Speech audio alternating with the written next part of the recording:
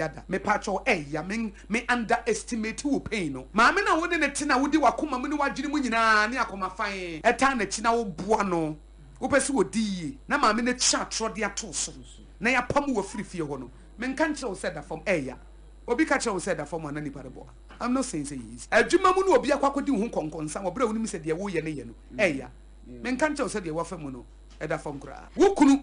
wakonya side chicken to won fa wo ye hwe me nka nkyere wo se enye ya pa wo yire na afa ya ho akire wo nka wo hia ne moa na wo se wo gya wo no me ka se enye ya na enye ya na mo mesre wo se memfa mma obi anka wo de manyame maame a efisi wono no se yemfa ye dadwe ne ye hawo nyina nto no efisi wo me pato wo anyame bia wadwene wo ho se wo kuru na anwene wo ho anyame gene wo se wo yire na anwene wo ho anyame gene wo se wo maame anansa wo papa wo nuanom na anwene wo ho anyame wagene wo ho wo bia wadwene wo na ni kun ho na nka wo betam saa darkness ne de amano a enka ne kan ye bi be hyire ya fam but etere bi a ebasa no ye mfa ma no na ya nka ne ene misuma ye bi atua ne ka ene misuma breki mema hat ene misuma breki e ma hat ene misuma nne nokura bi ene misuma mfa nkoma papa nya adwuma da bi wa ma otamfo na nya afi kura na adwuma na yire hu na ye ne yie na nhye no afi kura na papa ye ne koso an na ye na nhye no okay menye de na ade no ebebo se de be ya memma osefo ni nya ne wope eno na me pa kire ema osefo ni nya de wope opese wo ye beta wodi yawo fa koma nyame no nsa wo yare fa kwato ne nsam Jesus came to heal the broken hearted onyame oba wo no nko na timi sa akoma yare fa koma no nsa wo yare wate fa betrayal no koma no nsa wo yare fa disappointment no koma no nsa wo yare fa koma no onyame nkoa na ade bi to wa eya wa ujitum sa ade a etum eya disrespect eya betrayal eya disappointment eya sikaya ya bewie eya wa ujitum sa ade we die eya me bitter experience sa ade we ye da me we mfida nyame nkoa na ude sa ade ne mano a otimi ma ebrebi so na waka se eye se saade ne to eye se saade ne to me emfa ho ne yawo de bre wo nyina no na secret na make kire wo ade bi ato wa eya si asem na make no unfair treatment bi a obi di treat wo ahyew pa ahyew aye wo ya wo kunu bi ogya wo ya kofa wadamfo wo yiri bi onu wadamfo daaye ye obabi a wo free mu wunye bi ofiri mu maami bi ofiri mu wadamfo pa kochicha wo nanti yes nipa bi a wo ye ne papa wo de boni tua wo kan se wutimi nya akokoduro di komanyame na wa anya beta na wutimi di nipa ne boni eche no you are not better wo di ache no a okay I'm telling you mark it on the wall onyame wo di manu ache no ebre bi beso amo aka kire wade say meda wase sa wo man sa de we to okay sabra na to wo ne de na ya enti wo nka da bi wo beka sa nye onyame na mema biblical example okay onyame na wo de sa de ne ma na sa de na ya no a time is coming wo besan ko okotodwa anim na wa sa da na se yes o ma sa de ne bae meda wase sa wo ma ye betray me okay meda wase sa wo ma ye di me ho konkonsa meda wase sa wo ma ye disrespect me meda wase sa cheating we by meda wase sa betray nyame nko na timi ma saade no wutimi san beda na se wo ho oil prophetess I'm telling you wo beda na se wo ho say nkrofo na asore ne bia nka beka so wo ye odi Sompa FM every say Potiphar yere etwatro eto Joseph so yes e be yedi ne koto prison e ko wi ase da yeso o kirekire mu ye be ye the prime minister nokre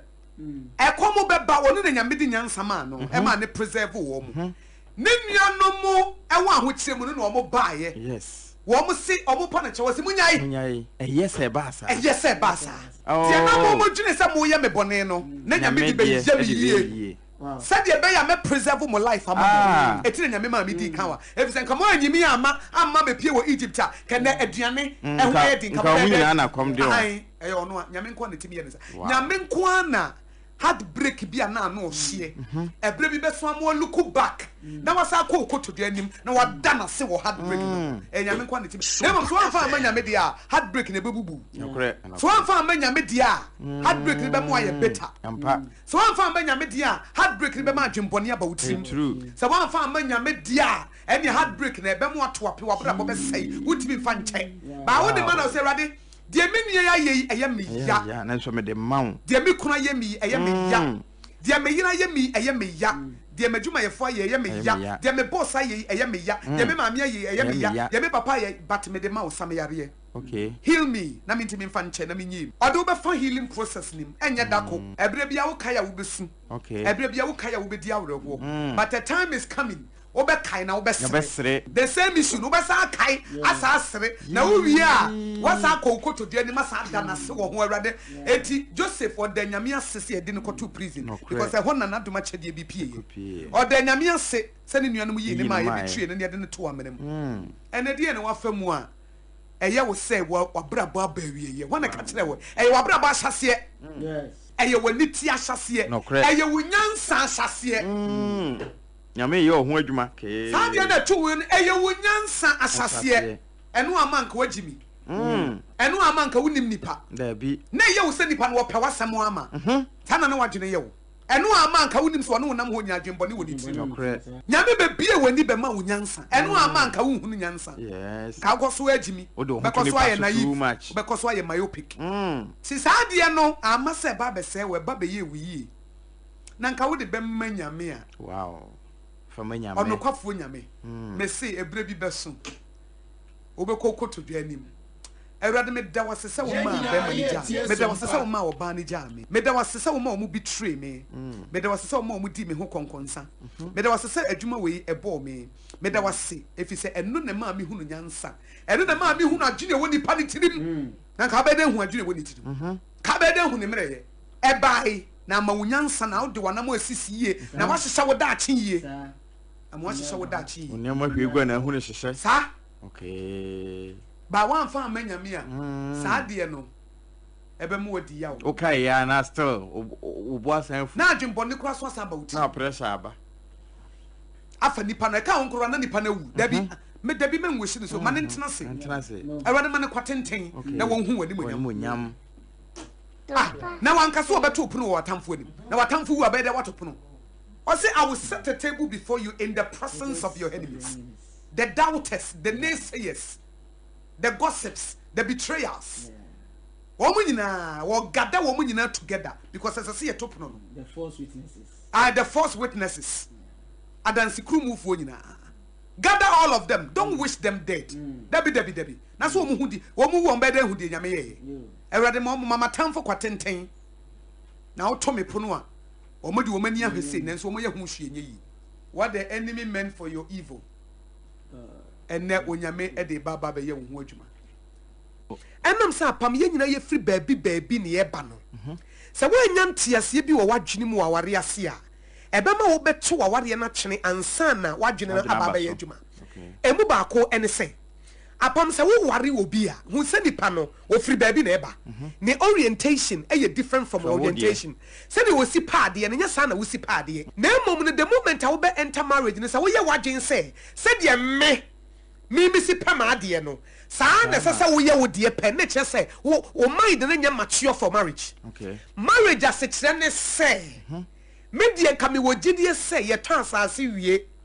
ansa na nke ya toka but say na wo nso hu no eno ye friend marriage no ana me madwene mu no ye toka ma ye ho he haye e kire ni aba be passa eno ye me madwene me be se me wo se apamo wo nso die na wo wutirim adwa wo so say na wo dwene eno ye friend marriage enye ne say okay me de say na me penti me hia wo de ananse me de say na me penity ss won so penisa da bi na say wo mind the marriage is for mature minds eti marriage ni say metwetwe mesie no pa etwetwe mesie no mere eye me nipa na makwa ware no say no no so pen de ba bia wo free no ya tete ne sai eno ne marriage you are open minded you are ready to grow enye metwetwe mesie no pa metwetwe mesie no mere eti apam ne adwo ese munya metwetwe mesie ebi ba bia me free ba ne twetwe yese once a day ba me banam beka se dabi adentira ntwetwe osia no pa adentira ntwetwe osia no mere eti me be sewo an adult no betwetwe ne sia no pa ne numera then you can marry eti marriage in the simple terms no say na me pe ma ade say na ye bobo ye niema wo fie ye very neat pa ye hye ye niema de makọ ware no no so ne fie sa na etia na eno ne marriage ye fie de wi ye nyina ye boaboa nkuku ano na ya wo hurum ma de makofa no no sana na ne fie etia na mame nkɔhye ba me nkase oh ye wuhuru nkukoma numere ebi omu de omu wuhuru nkukoma no pa eti if you have that mindset so no me ko steady nipa no me ko discover no ono no so say baby ofri ba na te say me ni fia ye wo me no me ma me ne me papa edi nkomo me ma me ka na papa ka me ma me de to na papa dia omutimi ya argument ya na o ma conclude na o ma sere na o ma da baby ajunsu free ba no ne papa kasa ne ma me nka bi papa ne betimi a kye na gina ye bibia o wi ama me ne so okay wo de waka mate me so e hona me free ba eti ma ba be ware wo a wo abusua mu no ma me ne papa etimi ya argument me so da bi me ye ben ma me kasa me yere nka bi na afa me ba ye no me say eh me ka wo nka bi me ka ye nya argument no me de na me di banini na wo de no et say that is marriage me de ni o me jare no pa jare no mere obi kura jare 3 times a day no jare no pa 50 ni kakra bi obi jare but me pa cho wo so wo de ne te say da bi me de me jare no pa once a day me wie me be discover na ye wie okay ne ye be ye ne day 81st na ye discover ya blend okay and the two shall become one eti ye koye naked me koye naked say the me see me niema me dru fia me yi me mpaboa na ma wo horo ase e say me mpaboa ye fia de ko wura dem ba wo de da bia wo firi no mo pon ya mo wura mo de mpaboa fie ni gira e wura bedroom ho eti me dia me di bani na say na apam so ye wo mo de say na adwoa mo ye wo mo de na by all means ne ene wo de na mfa eti okay ekwan ba ne ye be fa so a ye be dane dane ye ho eti say impo de to so mienu me hu say wo de na me de na mfa wonti me nhyeme ema obi a me ye adult amatena we mu betuchi me say once a day for 25 years betuchi me say twice a day in 25 years afa na maba be wada na say 30 years wonti me hyeme say wo worry me within 1 year na me nsesa me fa wo de no your mind is not mature for marriage. So wo mind dey mature for marriage ya wo hu say de me si pema ade no enya san obi apene de na mom na I'm going there to learn to discover my spouse me ko discover me kunu no me ko discover me yere no me hu say ono nso so no ba bi ofiri ba no sai no omo bo omo bra tan ba no omo si toto omo de ma tan ba no omo si niema numre bia na omo si niema once a week ba me ba no me ye fia ye won ye si niema na wo de bia 3 times a week e bi ye si niema jwada ukuwada ne ya but omo so omo si niema once a week memenda no ma kan nyina bomo si afa wo ba wo se daddy ye si niema sa e se wo si ne jwada e se wo si ne ukuwada e se wo si wo se ah baby ye si niema na afa wo na da ne ntokwa your mind is not mature for marriage. Eti wo kwa aware ma menka se ebi a memfa ne se ayi adwa wo ba bia wo firi no wo ma me no papa o mo tena se no ma dwenjene o ma dwene ye beye we no mo nyina afa adwene abom ba bia me firi ba no me papa o ya ade a wo ma de yira ma ne he wo ye no wo ya no ba ma me ma ne me ma me so ni problem ene ye me yenu aba be hye nti wo ba expect se enka me ba bibia akosia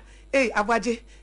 afam yenye ni se da bi patcho me ba bia ba ne me ye ma ade a eno ansa me ko ebi a wo de wo pene se oh abani okunu ni atena se na akora ye betu ni din yemfa no nti kofi yemfa no nti amada bi me de me frɛ me nua ba me frɛ me wofa me frɛ me namfonom me frɛ me maame me frɛ me papa no mabusom se na akola na di be na yemfa nto ba bia me firi no ye gie busua adwene ba wo ba bia wo firi ba no wo kunu no wo yere nko ana mo fa me ho ade eti ene kyese ye ntimi nware ye betimi aware ebra wo hu ne se de me si pe ma ade no nya sa na me kunu pa ne de enya sa na me yere ye na de nti ye nya ne den ene yaye na ma san so ate ase se me ntimi nhyew ma wo nsesa in 1 day me ntimi ma wo nsesa in 2 weeks na emom no me de nyansa bi memo hu se me dia na ye beta me dia na me de ba no na de ye beta na nya nhye ekwan me fa so mo hu se me dia na ye papa ne se wo bo hu se de me si bo me bra wa aware no se de me si niema 3 times a week na ma fie ho aye niti no ebe ma wo dia na wo chimienu wo se em se me yire dia no na wo sha se esua ebe ye wo fe se de me yire pesen ka ye mienu ye tena se nanka ye beto akora dia na ye be bibia nanka ya kire ya adwene no me se no ayi oba ye die ya na ma frɛ me ma me na ma frɛ we ase no ase me ton me hododo ba de me ye me hu na be ma me wo die na wo no me fa na sa me mfa ba bebre no an die ne se o be se no wo be se ne kunu no wo be se ne yire no ye adult no wo be ye te se de wo no ye dey ope enu na di divorce bebre aba no me ne wa ware na se ena me hu tome ena me kumi kan we ya no de ato ade wo expect de wo edi na wo expect ena me yire wo expect de yo because ya na ye ware a ye wura fi so obi free baby na eba wo the orientation na eba or de ba the background no e different wo wo niema se de me si hu ade obi wo ha afie ne papa wa moada ne papa ne nsa nka ne nan nka there was never a time ne papa ko huru nkukuom e ma nyati mi nkukuo bom ene wo mum yenu abehia so mo ware afa wo expect se wo kunu ene wo beba ba wo nko se na me de mi fie de ye be ma huru nkukuom o ba da bi adetira wo nkukuom adetia se da bi untimi nware oh sa na momo de tie okay ene ma me fa nyansa through respect so so wo your ba wo the respect ne ana na be ma no na wo dia dane dane ama chire be na kono se o ma me no papa de na ye kama nko me fa bi ene ye be ma nso obetimi afa odo so akrokro kasa de pamprin so ama oba na be ye te se de na ono pe no but ye mpese be ye sa adwuma no oba na mpese obebre ne ho ase na obe ana ne kunu no kopem se ne kunu ne be ye de ono pe be ma no so mpese obedo oba no kopem se oba ne be ye de ope ba nyame ye nyansafo etu read Ephesians chapter 5 wa kire say de be wura ama de wo pe na wogidi seye no ebe ko be ma na komam ebe ko oba na komam no be ma no man respect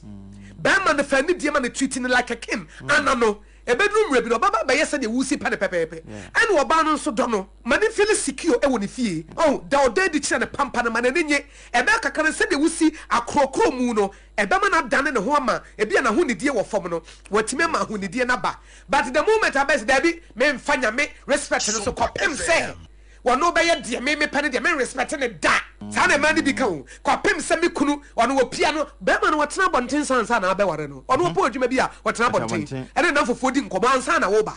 who expect to say immediately we are not saying some will make changes but it takes patience abotre na nipa na betimi abedane ne ho abeye de wo pe no obetimi the true respect ne ama no anya na be ma no so betimi true pampering because adwa be ma bi a wo pampa na wo mo ani gye wo validate o ma wo feel secure so wo ya de ama no a che say de wo pe bi a wa hwa wo beye sana oba bi anso respect be ma na o anano na wo treat like a king woni fie ho wo huru nkukuo mu da wo hu se ne papa kra huru nkukuo mu da but wo huru se nkukuo mu huru no mo ani gye no wo se enam se wanya de wo penti nyame a kire ye the pathway a wutimi de enter oba ne be ma akomem e ma wo nya de wo pe ba ye se ye mpe no nipa ne nya de me panwie ansa na mabaye de ehia no ba ye de ehia ansa na ye de fata de ehia ne se fa respect ne ana no e fa ma be ma no even though he's not doing what you want fa odono ene pampre ne ne anigia no fa ma oba no even though she's not doing what you want na enumu no ena de wo pe no e be ma god bi e wo ho ntetie bi enye ade bi odi free ba bi oba na enye ne yetimi abupu na pre no na wo de na ye better no no ababa be fa if se niema nyina be dia dance sa wo de ade da ye e bra wo di nyansa ne wodo ene ye nidie ka wo tie enye ne sa e betimi abo fi se onye de me pe e ma me enye de me pe no wo ye e na me yiri woni ne huni e na me kunu wotena bonten wo ya ade a wo mama mane no eye ba bia wo firi ne ntete no onye ade kran kan kire obi da eti you don't expect to say immediately oba be dane ne ho ete sa bosoma ko kire e de ama na mom nyame nim how to get what you want through the respect and the honor no e kire wo de wade bi to forma no hu say sa de we ye wo fa wo so de ani gie aba be ye na mom no wo hu ye na na e wo hi opon ye na wa ma fie no a wono so wotena na bonten dada kran sa na wo ba eti e wo hi oba be to me wa ha oba betom na de wo pani wunya da afa kwa na enu abonten se na wotena 3 hours a e ba be ko 10 hours e de wo makora wo pa ye de wo pa sesa na e mako sa na oba no nso sa na tie etubo se ai enu onini huni etu so wo no na wo ye ne basa wo ye ne basa he e bedu me kora be ma no koma na so apake ne ma na ware na gu but ka ye be fa nyankopon akwan so the respect and the honor and the pampering and the love no and things will come together because when you sa adwin di hye wotrim say de mi si pem ade no say na tie ma me nko hye se de me dofo no susu e pen ade na ye dan ye ho e ma ye ho a enke beboa afedia sompa no trendy o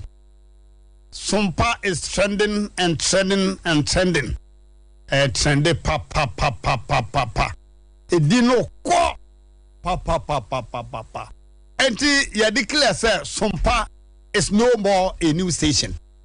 Enye new cra because ure mu se si an na bebe ya haja bebira to agu ure mba kra sia Asem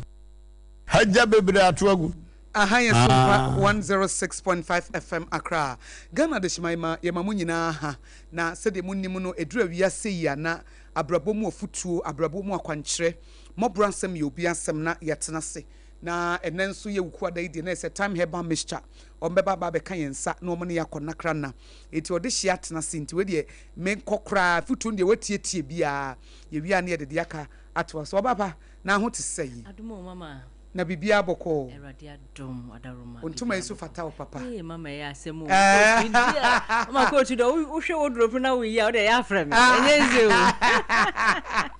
melase say adwuma boko de erade adom koso aye adwuma den ade ba ko ya na menim me ho oba bia o pa adwuma te se wa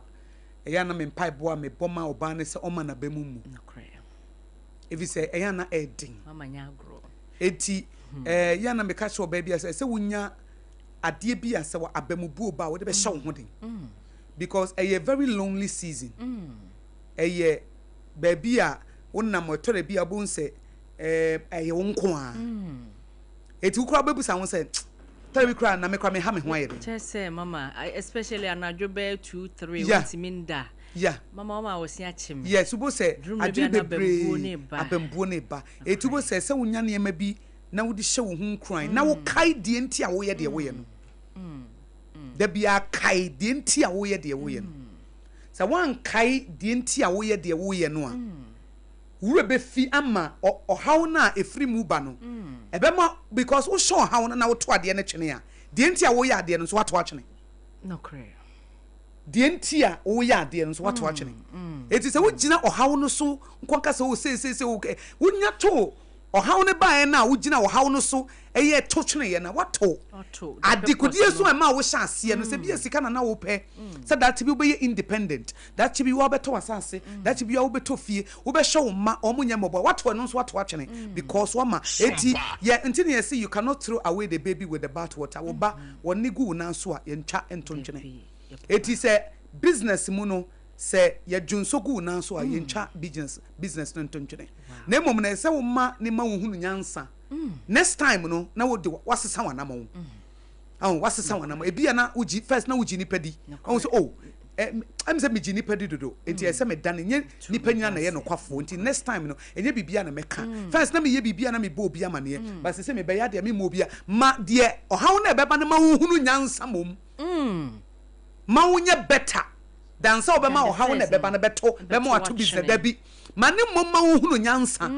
ma disappointment no any betrayers na ma wo hunu nyansa God bless you therefore na mo sisi ye danse wo beto ade na kyene because disappointment ba ai e ba se be mo oni ayedin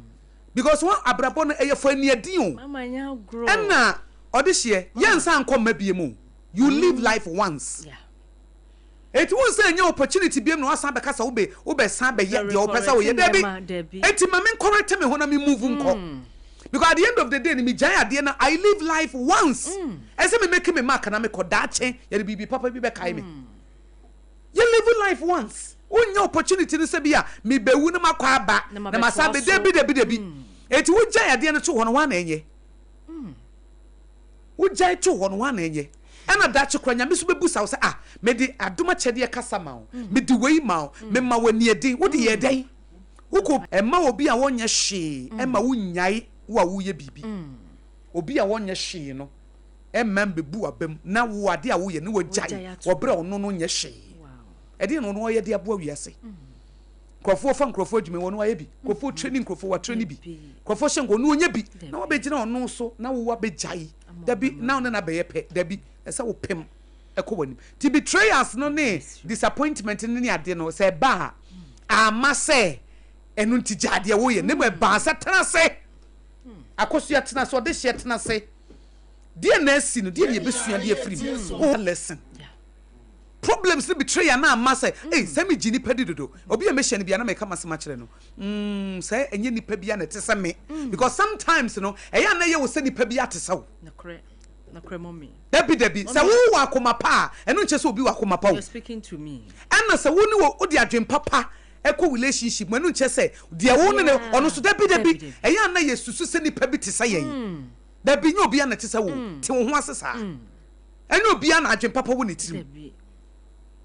enyo obi ana oba na wo sere kire wo kye so ope wasem edi wo sere kire obi eno nche se eyi wo sere no kye se obi be sere kire wo a wo pe wasem sometimes you know we impose ourselves on people Said the woo city and I was a son will be at here. We ye, it will be a no be an you. Would the idea more be a Jimbo Nibi or the idea more Jimby Tetch into the mouth? It's one hour more be at the Oheneyere and more dear no the amount. I did be any when ya, or be all dear dear more Oheneyere, Jimby Tetch into no day, Oba. Eti Emma say, Nyame nipebu bembe nipana, Nyame papa omuhun toma, men nuntia debia also yen wuja, debi. Manema unyini, manema uhunu nyansa, manema waninya den, ba pem soko. And ma ure mfidi enti ade no chance go no there be a focus. I love the book of Hebrews or say Jesus for the joy set before him he endured the cross. Oba so oba be wu aginipa wo hye nipa o mu benya nkwa na bedroom rebi mo boni ni wo mo so no wan hye de na Pharisee for ne ye mame nkom so a to okoya akwapim so owie ye afi owie o say it is finished. Yan nyina say e kasa it is finished one day. It is finished. Mawie majuma. It is finished. Yes, one share one will be all your papa and near the boni de Trianica. But when him didn't or buy, one will be taking the eyes off the goal. Focus on the goal. Concerning identity, distraction. Betrayal and any I be distracted. Okay. Paul said there is one thing that I do. I forget about the past. I press on. Press on. Moving forward. Unya sorry na Paul say rather shame de nenso ade ache mama hoden mama nyansa na me sanfa nkobe nyuma so ebiem press on usun kura wi asore and press on me ma depression me come and share them there na depression e yonko de me press on ampade na to me na ya masuba me su wiye no what is the way forward dia na masua free sa me masa de we na to me no enkoka me learn bibia free na next time no the same issue but me who how to conduct me see aye made then I press on masa sorry am san ko bi business no disappoint masa ko bi masa ba eh wani adin o masa ba emre bi na me women's conference na me sponsorship from a big pharmaceutical company me body eh Tobinko na me call the office o ka kire me say okum obeba bedru Accra 8 p.m. Until me one that time we feed that them. And I'm a 2 chain because I say me ban me check amount. Na me see you na me chain. 9 na papa ima. 10 na papa ima. Me 10 office. So here dear. 12 midnight na me tell. 1 o se menko am na me tell. 1 am no na yire e buy. O buy no sign check na man. Wow. Me sua de bi wo. Na nka me koya. Ma ba mu am nka me koya. Ose meba me se me ba Accra bibi na ache ye flight delay se ni se me se meba so betimi ache wontimi so akọ na me se me kọ he ene e beda ha so so beba na so ban so be ma me check ne de me twen no obaye 1 Yura one or that time ya ma 30,000 I check 30,000 na me kọ women's conference okumase 30,000 from e solve me kanyina de be tuatua stage ni bibia by ye na ina fedi ade me jai me se pese me boa me pese me ye me wie mo ni nya din so ba so ya sore e ma depression ma fa won hye dem ma ye depression tie na me nkwa adwuma so the depression ni mu na ko client no ho God bless you so the depression they show up my depression on one buy obesan ko on one buy obesan so akọ bon se niema bia e ka kai wo na kai won se we ayi se on se we ayi se un se we inde un se we ni ba un se we ni krun un se we ni se ta niema ne come to depress you sika no nyame ka me hu nko ade sika no menya enti awrade me kono bless my hustle bless my effort in the movie na wutu na mo no wo be hu nyame ne mo nyam o ka che Israel for move forward mu gina ho amoye dey Moses e dey na mu gina ho no po no gina me se ma idea no so ma poma no so na fa so move forward matna ha che dodo move ya epu ni mu apai na ko motena fa ko anka we no correct e ka faru be be hye wo mas in movie na wo ko no e na watamfo be ka chire God bless you. It's you know the motivation me the twa this be hey mama nya agro nya mishra mama wakasa me ho e de nyame ase wakasa me ho na makoma ato me ye de nyame ase akoma no aye se ensu onyunu to be na se waka me se mu betrayal dos ai come adwumanim yes no cre die it dey be me catch nkrofo se menka se waja papa you me de me nya obi papa biem unya obi papa biem se de na wonim se papa no nti na be mo onya kwantenten papa ye ni mu so nti na nyame be hira wo atiase papa ye ni mu me de me nya papa biem se de nipa yi me boni aye etimi se hye nipa no oyi uboni aye na na se nipa no kotwitwa wo nenti de botai ne se wo papa ye no eye threat to the enemy it will jaya because be our papa ye ne wo bambo obi kura tu woduru wo papa ye ntina eduro ni nya wo no papa ye wonsam na ye nintia ene adwen papa ne wo tim ai wo gyina ntie se nyai mai koso ayampa we de be wo mani we de be wo but that could be nipa wo ye omo papa na omo de wo emu ba ku bi be sorry obe wipe all your tears bi be kai te sadie na Mordecai wa ye papa bebre da ko pe nyankopon se wo hene na ntimi ana o se na de o ye sa papa we wo we omo se an Mordecai wo se mo mfra ne mra da ko pe eso na Mordecai wa ye papa bebre ato wo da ko onyame be fai enkai dum no wa kai wo obema ba ko bi eso na wo ye be 30 papa no ye light no so the hin say yes 9999 as I say but the last one no ene ma ye nya light nko give you apanke nyina ye da sum eti me nya ma obi ma ye efi na kro me mo wo bi abiem koso aboa maboa na ye boni aye afa boni aye ko ewi ase di obi adua na obi acha se de sompa se de obi adua na no an wo twa wo ye boni aye na wo twa boni aye na me so ma twa me papa wo si afa die wo papa ye ne wo jai obi boni aye nti wono na dua obi adua bibi ma ne ho wo ye papa wo dua ma won kasa ho wo ye obi papa wo dua ma ho ena nipa no oyi boni aye so dua boni aye ama ne ho obi be bibi train na achi obi so de be wo nani ena wo so de na wo dua na wo so be cha ebrepam osesa wo ye papa na so ba mu amu a Galatians chapter 6 verse 9 osesa wo ye papa na so ba mu amu a daachi ubetwa so aba ye papa ye ba mu bu ntamti aba ne ntwa because me fan se nipa be ye 10 na wo ye omo papa e bia de otoso 11 no ena nyame be use na ye hyiram ba ye do 10 no na wo so gyae se menye biu 11 no na nyame ba be fa ne so atia wo ka ba de do 10 no Oheneyere wo so wagyae et 11 na nya ama eti o sesa wo ye papa na so ba mu amu a daachi ubetwa so aba ba wo ye dru nipa 10 no we sene Nyankopon se de wo to so 11 no wono na besesa wo hyabre wono na daachi obe ye nhira ma wo ne wo ma aye hira ma ba enu ho edru 10 no ana say we Kofi disappoint me ama betray me we betray me omo na betray omo na papa de o so 10 no de o so 11 no ono na o papa ya obeye ne wurem fida obe change wo destiny change wo destiny that you be wu akọ na wo mother so benefit nipa ba akọ eti e besre faye na me ye nkrofo bebre me wo fida dem from we fida dem ko fida dem ne bi okumase ne bi won kran from fida dem okumase me ye nkrofo advert me ye advert ne te se de ye me akasa media me ye advert ne te se de me amedia obi eni wa kan se maami bi na em se mre bi odi nwi ba ko bi be che me enwi dada bi no no ni de ye nwi eno kai no se maami se de si advert yi de enwi nwi no de be che amfa de wakoma pempo ena ja me fa ne se ja de ye de be ba ye nkrofo de ntuko wo ya ena o ma esno bie ne ho na o ma me kapre that could be ena me 21st clinic advert kami jai ye say boni ma obi e twa me na utwa time de no no send my na ye hwa bitin bi say mo say wo ne ne start ya na but so wakoma mu ya de no ya vet sa fidel ya but mami bi crowd de ne the spices me modi microphone me no modi ato me dipo me ya not vet ya so no 5 years obeche me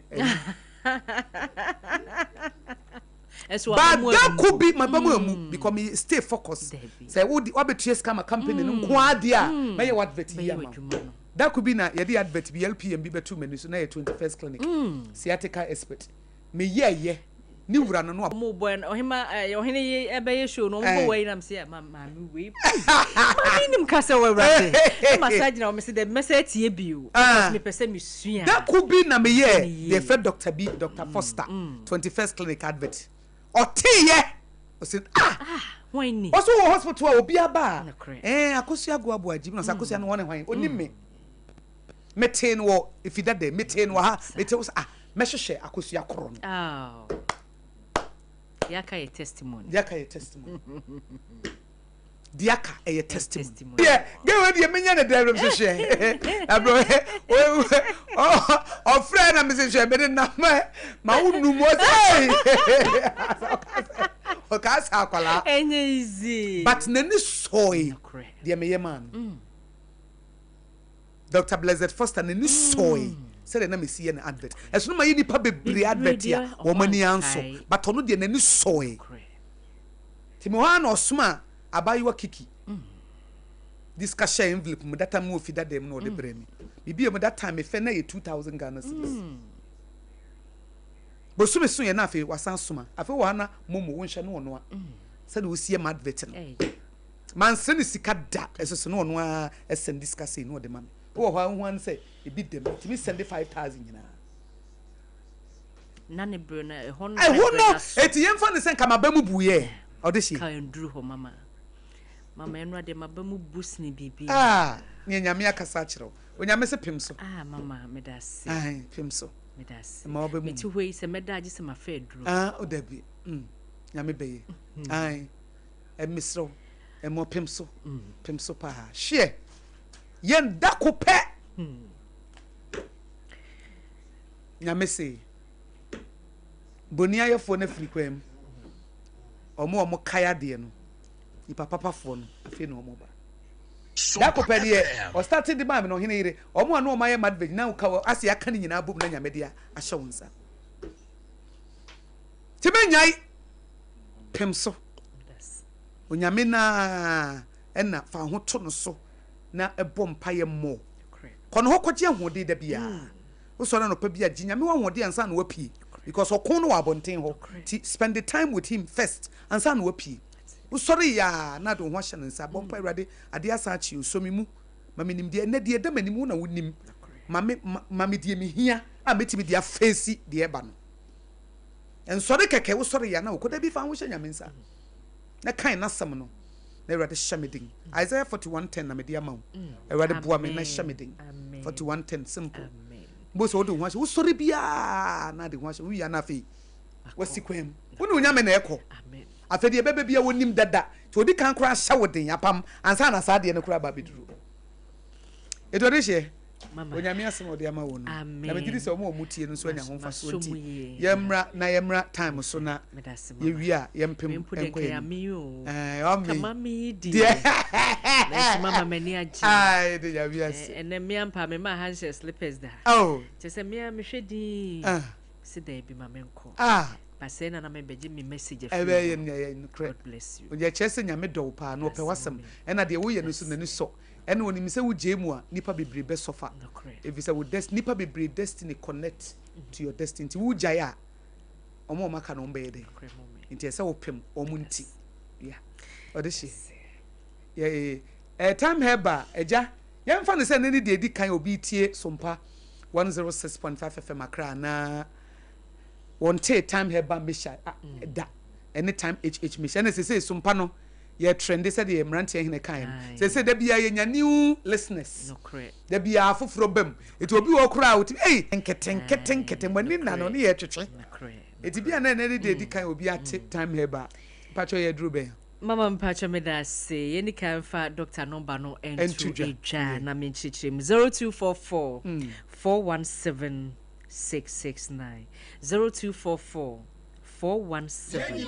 669 number and a bra wutie ye no ofre ya ye no betwetwe nkomo kama na baabi a wo bia no yaba abesomo e wo Sompa kama mama malaria duro ye de tu achi de ase e ya bibiduro krogina ye de afa mfidie ma wonu ma ohaw bia enihu eno ane time heba mixture na doctor na wota fija hihye mu no oye aduro no se esa enema miensa eye se yedi tu atride ase na nipadua no afa ne ntoma pa ede efra iti time heba mixture aduro no eno ntine ne ntontom na ba ankasa bomode a so obanum ye nnuro ibi se de be ya nipadua no ebetimi afa ne ntoma pa ede efra dan nyina meka se entena se ema yare emo wonto ho enemu ko eba kra na ye den na yare bebo wo de ato ho eno nti na wo se wo siesie wo ho edisie ansa na dabone no etimi aba dabone ni se yare bebo wo ato ho na wontimi nya wo ho hwe ye kamfo time heba mixture e de ama wo se ebeboa wo na bo ni padua no ene wo fie nyina bomode atoto binom esanse etu akiri ase na ni padua na fa na ntoma pa ede efra afenso obi wo hon mo se wontimi ndidi ane bomode ase ubedidi yie dia na ye time heba mixture yenrui Dr. Ayene kama sede be ya ni padua no ebetimi adidi na ni padua no ahihye kama eye time heba mixture ho adanse ena midi ede amount set time no ye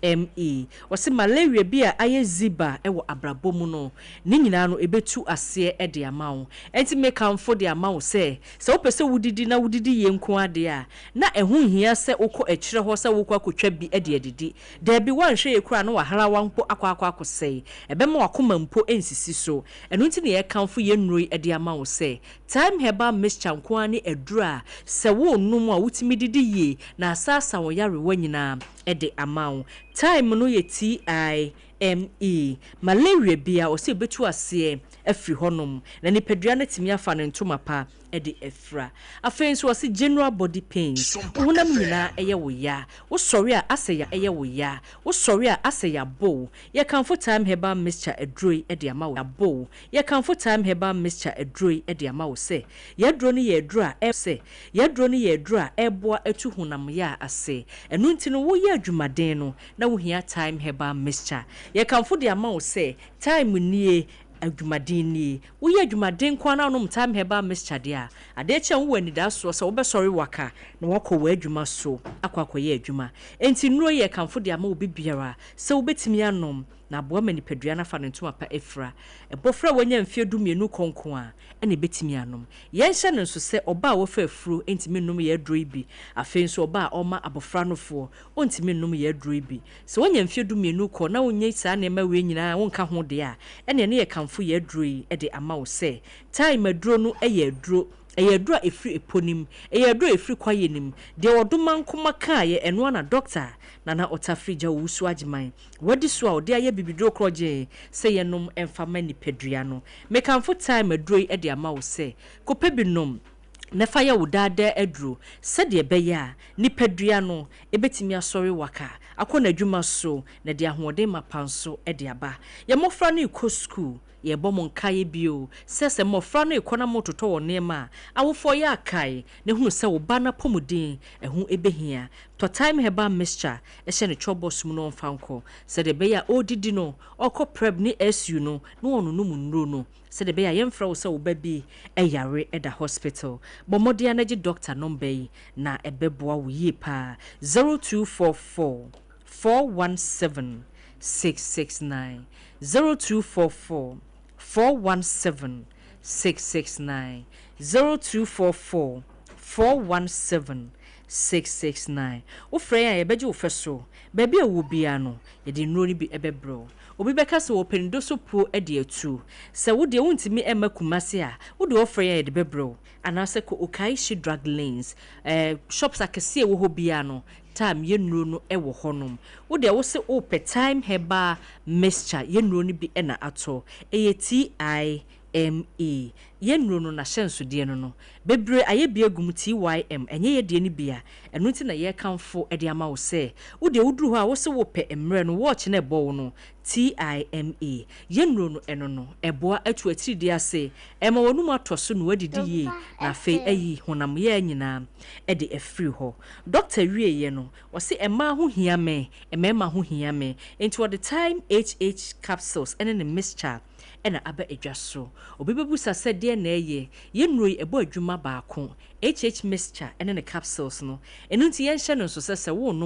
wonom ne capsules a enom ne mixture esanse ne nyina eye adwuma kro eboa ama mema dwunso mu no akoyie ankasa obi wo hono so wontime dwunso yie odwunso a ensisi so ye kanfo ye nnuro di ama wo se wono no ma beboa wo na watimi adwunso yi na bacteria bi a abetire ni peduanim no eyi e de afiri ho eboa ma emma nso mfichi komu aye kama na emma abeye obesima nono mu ye nnuro yi bi na emmoa wo na ahemfie ho enye kama obi beka se bosomi aso ayase ya afi wobu ni nsa wie no na sebi aburu sebi anyado enka bi a ensem fata fira hemfie ho ba enu nti na ye kanfo ye nnuro yi e de ama wo se kopa binom na oba ensiesio na nipadua nom entimi emfa no ntuma pa enfra eye time HH mixture and the capsules time ye nnuro ni nyina eye na ebo adwuma ye di adanse de ama wo se wonum a emfa how bia emre nipadua no na emom nipadua no be sori waka na nya na hoden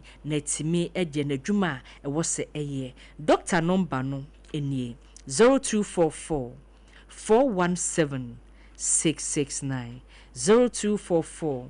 417 669 ebia na when makoma ena ato bomodia se obeko license chemical shop be ben pharmaceutical be ben ana se herbal shop bia obeko no se time herbal mixture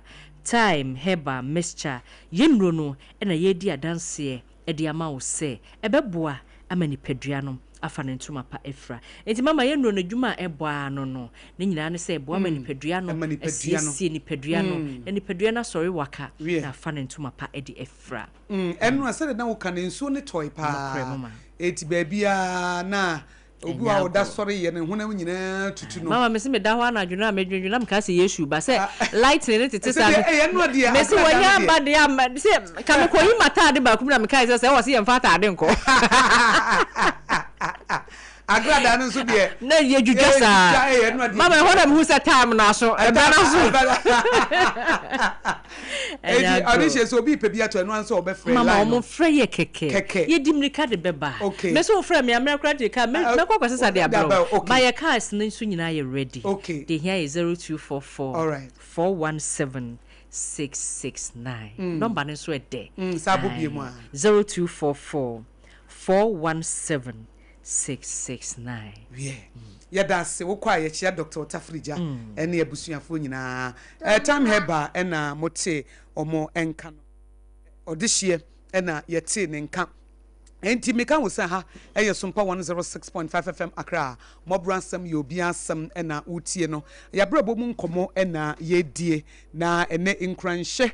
ena mede ema obi a odihye nso enya ne die a wono nso ede abosuina ye nyina ye hia nkranhye wo na etode bia abrewatia etode bia esese wankasa wo hye wo hu nkran etu de owi a mema wankasa wo behu sa Bible verse na meka ho asem no say David encouraged himself enye de bia na obi beba be hye wo nkran o eye se wo benya motivators omo be hye wo nkran eye se wo benya nkrofo omo beboa wo but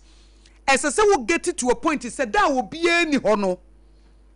apam Bible see David encourage himself what na say a verse no Oheneyere hwehwe de am 1 Samuel chapter 13 verse 6 sakin kan mame mame ehwe ayi no chi ne ade no okay so de kasaka kra okay enti etore bia sometimes a year ubenya motivational message bi ubenya nkranhye bi afiri maame ho ubenya nkranhye bi afiri papa ho ubenya nkranhye afiri ukunu ho ubenya bi afiri yire ho ubenya bi afiri manager ho ubenya bi afiri colleague ho eyese saa krofo ni nyina ebe encourage we ye by tada bi you will find yourself anajo na abamubu aba o maame we o papa we o sofo we saa bre ne sese we yeti se David ehye ni hu nkran o ka kire ne kra se me kra aden wa boto me kra aden wa boto my soul sorry ne Kenya ho enti sometimes abraboya ye boy obi obeka kire o abrabo nya din bia wo boa life by default e difficult din but yenye victims yenye helpless onyame ama ye tools bi devices a yetimi de ko abrabo mu kon onyame wa ma ye devices wama yakode a de ko abrabo mu kon ba se the Bible aka no se nimdi a mema ni nti wo yira se wan hwehwe saa weapons no na sa apam wan fa saa weapons no anante a se tie bia kode e be kan na meka no obra no eyokon life by default is difficult abrabo na edin enough ye mob man so there be empty but yenye victims who say ka say we victim oh enya ba minim de me yo de na me depression abade na me ye say madwuma na say de na me ye boy na jam ye de na me ye say kon na say me kumi ho say de ni kwan say me didi say ni kwan say me ye say and no say no why victim ade na to wo no aka wa hye but nyame ma wo tools how bet me dey so and na me pa kire okay wo ma wa kodie emu baako ene de David kan say David hye ne hu nkran David encourage himself Oheneyere kan mama I wo someone wo ma edin kan 1 Samuel chapter 30 verse 61 no was said na David ho kire ne papa efri se edom no ka se obesi no abo na edom no nyina kra botoye wo mamerima ene wo mamanti na so David hye ne ho den awurade nyankopon mu amen and say we read Psalm 42 verse 11 apam shasam wa David no abusa wo say why am I discouraged etina mabamabu tie apam tie wo hu se na bamabu ni wo busa ne ho say etina mabamabu wo bamu mu sa ho question busa ho question edie na asie etina mabamabu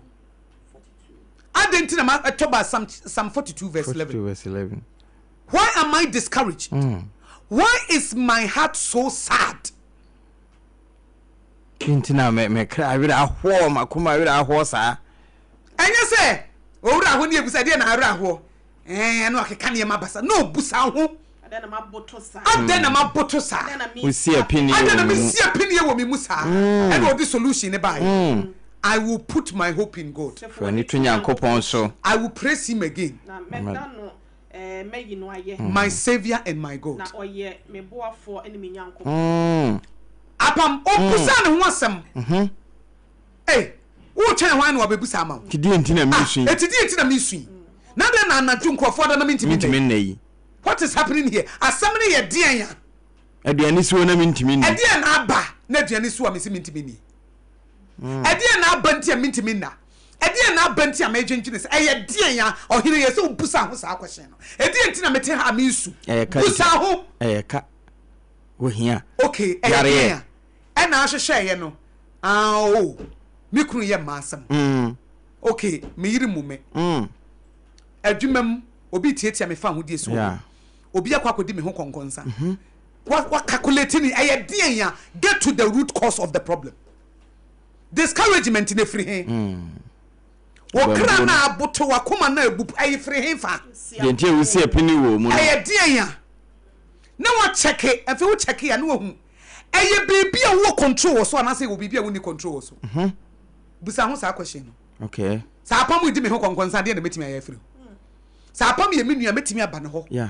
ade chia me kwako hu apam matise ni sei na menka ho na kan ye aye fia yemfrɛ fia afi yehwemu kura sa de na metete no sa nya no kura na adwendwene ho sa nya no kura ana dieti na maboton me husika nyina asa but me ye adwuma etiede na me husika ba asasa asese ma ehia me a ekira de medical credit sika ne ba mentutu ne ye e pa atoto ise ntwem impulse buying mo impossible buying ti me pe solution ti ene me de okay ene this month dear eba me yi 50 cedis bi dia to baby me pe susu box bi na bi na me dia shim nye ne mehu bia na meto ene bi bia na ene free na ko me hu se lady ahwene ta afre me se wo ton pabo meto me ka chen se me block no bosu me so ya no afre o bosu me so me block me de kama pa ba o atare na ba ne fe akuya ya odi ewu ene me tie wu me cha ne ma fufuru me ni ho me kokuma se me ni ho me kokuma se because eno na de ma ba bedru ha na ma discourage no sika ni me ho me ni adwuma so de ene ma me so no ko pa adwuma nye okay ma me so no ko pa adwuma nye yes me hye dem masu dabi se ma fa damphobia na wo ha me da bia bamubu asem a but am cutting off. Why are you discouraged? Wow. Adentina wura ho. Adentina wa bamubu. Adentina wa koma aboto. Fine ade na ye den. Sheshe. Ya wo de owo control wo so. Any wo de woni control wo so. Okay. Me ka say me ko party na nsuo to nsuo to wo timi nya wo hwe. Ti wo to wa wo depressed no. Wunti na nsuo don to. Ya wo de ye wo control wo so. Any wo de ye ni control wo so. Eti hwehwe. So wo control wo so a na otu ho na mo woni control wo so a na wo jam. Na de amanyame. It was say ho na me de I will put my hope in God. Me di da so be konya. Abamanyame. Me wo mi kunu so wo jaware. Me yire so wo jaware. Wa ka de abeka bia still. Maka de yakwa busuafo anim ya tena so. Wo so no me biem. Atena ni so. Aware nso te be mani so na sa aware te wo be ni so ate. Yedi wuramu enwura odokura na da se ate. It is a say no. Mabra baba wie ya na. Samanu manyame. Erade ba ka me kunu no ka me donu. Me yire nka me donu erade ka betimi aye hu bibia mame ana. Kana koma mame. Because Bible so ohina koma da nyame nsem. Be bi open wo de to. Ohine mpodi o. Ohine na okunu. Ohine kunu bi. Se ne bo wiri mu oyi amho ani. Ekuru bi aye nsu no ho. Ana boyfriend bi girlfriend bi jawo. No bi sans na some boy no so waja me no. Ma dwene no nya adwuma kakra na hade. Na we so kura ne so ba ne me. Sompa FM. Eti we ne so be ma me. Mutu chancy we ntina me si amisu. Do the two kro onim yo. No we. Afobo so adwene chance ye Joseph so wani bounce na say boy we kura ne planche 5. Owo ma 5 no one nti di ntina mete ha. Na wa do sa he Akosua wujimi. Na wo ankasa wakasa kire. Wa research. Ama wujimi na sorry. Nsu ya wusu ase. Aso ne say. Busa wo questions kakra. David Busan who question, why am I discouraged? Why is my heart so adentina? What one wants to cry raho. Me cry. Tana say adentina raho. Okra Akosua. Adena raho. Oh. Be me ntiana.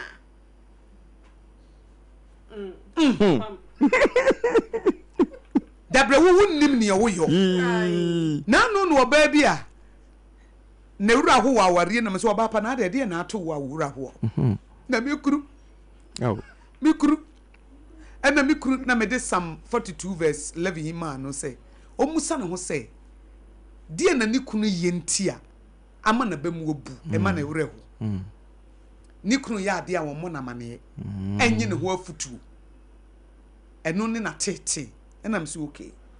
Na mpacho afutu no. Wo de ma wo kunu a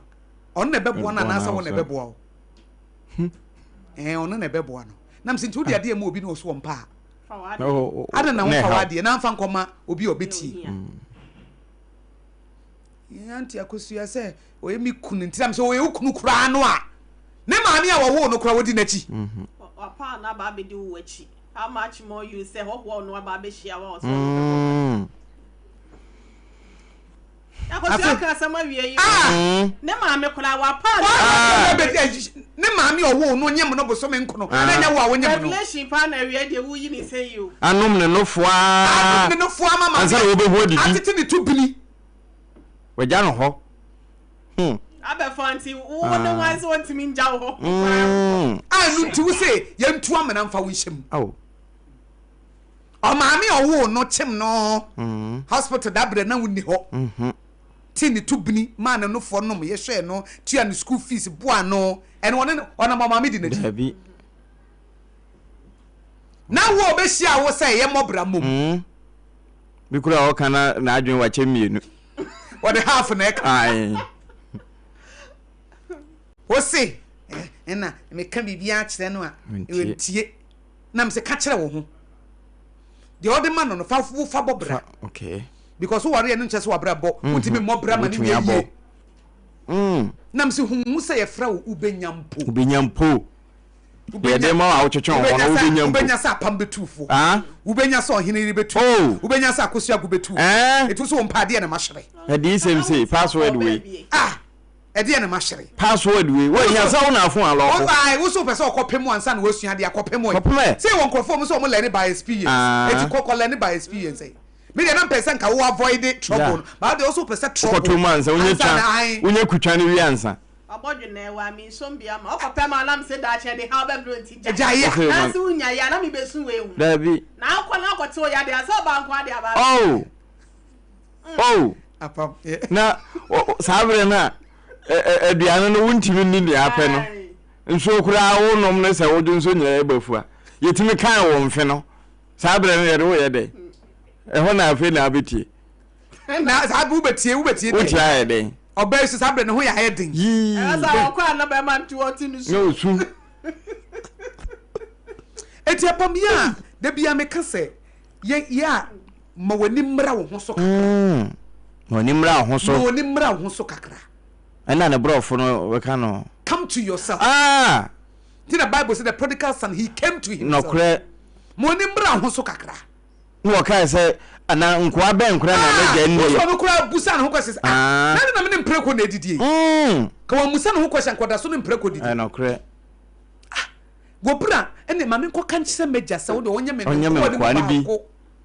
Anya mindi aduane. Amunye aduane pa. Say na ne papa kra mpo twen no. Ebe man mpaboa de ring kra be hye sasa be party na kanani ama ne ho so a enkanyi ono mpleko na di ame no obi na koma aya distress bi aso na koma ebubu ya na nyame ben wo mu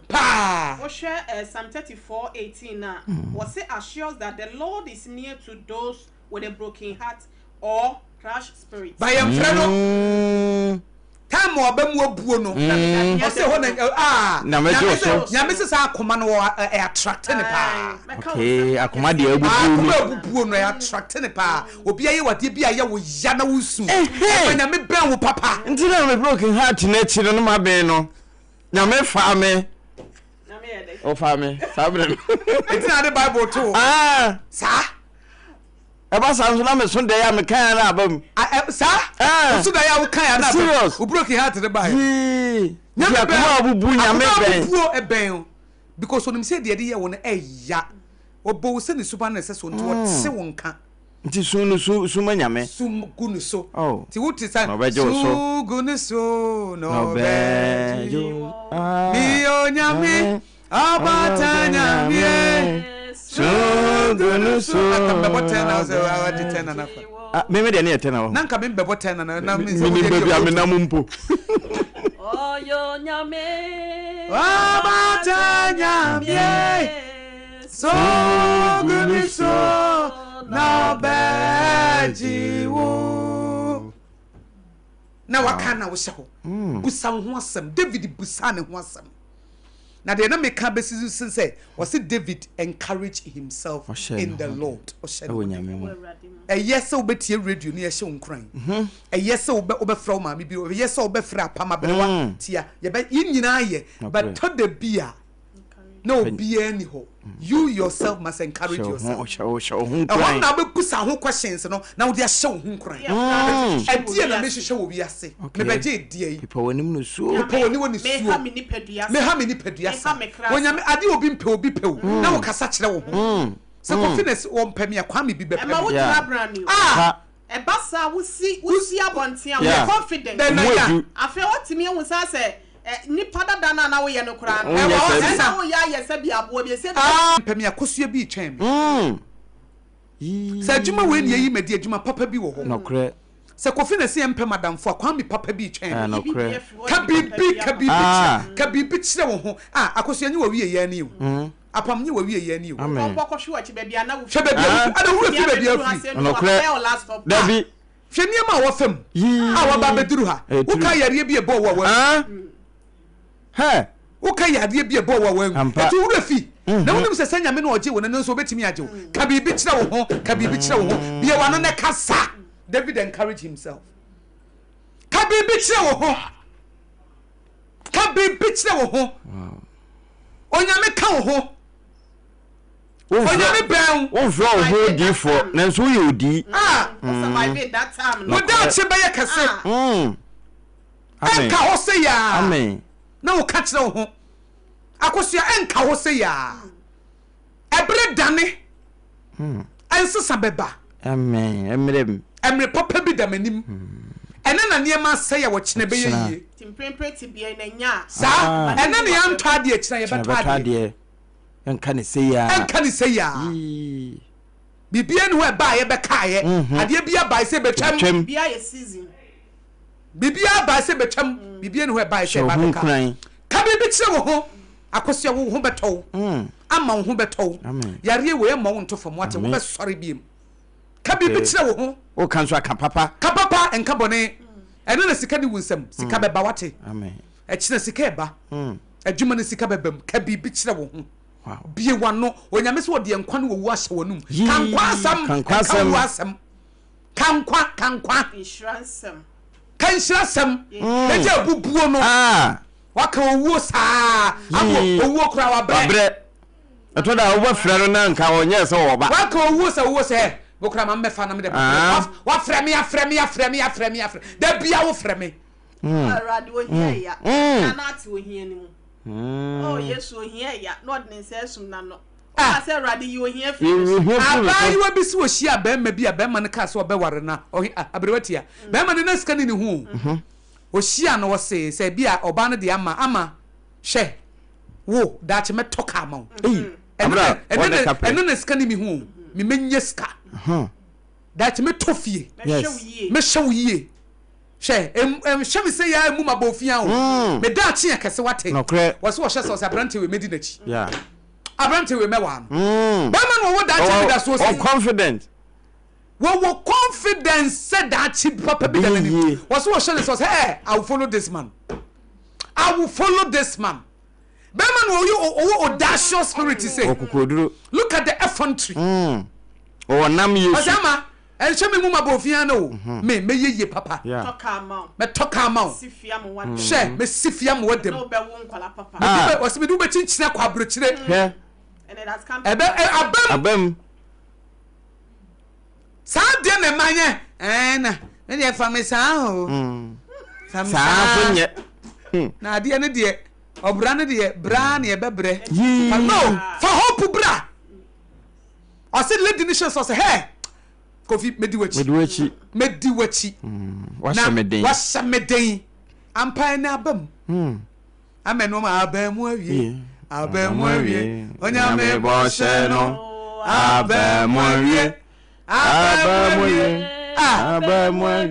onyame bo hye no abamu awie kabi bitu wabra boso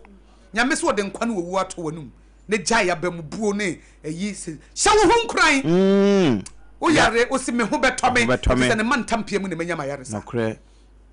o ye hie ni se ne be ya me yodefo ete ne sika ni mi se wo kina sika beba ene ne antwa de kina e beto ade ene Ghana ene na enye ebe yie ya boga na bubuo sa wo Ghana eyi obatan Ghana wo sore kra na ya pia na hye ai Obaso sorry kura. Ghana ba obaso yo ba Madagana. Ama yeso ama Ghana yeso sorry ya na ye de ano apia no. Kwakusu odi akua. Kwakubire mponso odi akua. Kuya Ghana. Eti apam yemfansia. Mo na me hira ho. Ka bibi gu abraboso wate. Ka bibi gu abraboso. Said ye David busa me kra. Aden wa butu. We see a penny. Adena we see a penny sa. Kafa wo de hyanya mimu. No amade wakoma pe. Oh, amen. Na me hira. Adwuma beba bebre. Wontie sompa, en na abenya we. Client beba bebre. Amen. Customers beba bebre. Amen. Ye da chi ekese sompa akra, ye da chi efe papa. No kre. Zion no ni. Why is a potentim? Ye hu premprem ya bomfi. David. Ede ye sie, ye kan ye num da. Kra. Ye ni hia da ye nyem obo. Ebi die dun kra ha na oba beta. Da baba so no ha. Ye be hyerent sansoro ma. Ampa. Ye be free yedie mu akoyedie mu tumi mu akotumi mu. Ye amen. Ye ntimi nkata ye so. Kra. Ye be hyerent se ya. We sumu ba kra. Ya da bi ba yiram. From glory to glory. Amen. Kagu so enya time sika na ba wie no ka na sika na ba frɛ no no mra sika say tam ne ayado obi ntimi nka ye nhye no kre yense ne yedidi sa ye bie benye sika de atua ka benye sika e de atua ye de ne ho baba babo bia so benya bi Sompa ye kese Sompa akra no kre from glory to glory yedi atu yedi sa kangu so wo adwuma mu ya kansem papa gu adwuma no so emfa ho ne de obehunu menka na adwuma be ye ni ebi ka be ye sa me ka ho ne de be ye sa wano kansem ma wo se me de me sa be so be ye shira sa me ka ho ne de oh yes amen me ka ho ne de pa de be oh de bi yedie no de aye max it's just a matter of time what's it aye bre no kre aye just a master of time yes wo wu ye no obesore time no na abako and be the phone so the time it's just a matter of time it's just a matter of time aye bre ya bre na so apa ma bre so apa bre na so aw abroti afa wase metwato na ye de ye ba bibia atimi suo na de ne ye be ye what can ni nyina enti ye fa Proverbs 18:21 enya wo mkose owo ne nkwa e wo tekyerema nsem na de odono no ono no bedi so aba enti kansem pa fam wa brabo kase medi yie interpret bia se ne na wusana na obi to mo de na wa na wo to wa